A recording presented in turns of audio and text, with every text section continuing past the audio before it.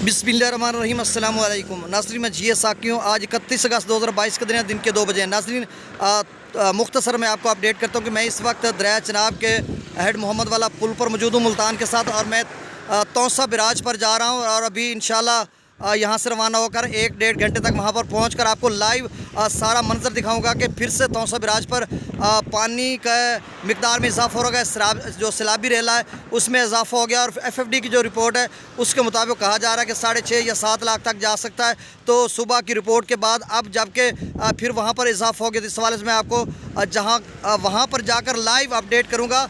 और गुड्डू भी 5.25 लाख के करीब पहुंच चुका है, और ऐसे में सखर भी और कोटरी भी 4 लाख पर पहुंचने के करीब है, और बाकी दरियाओं के हवाले से भी मैं आपको अपडेट करता हूं।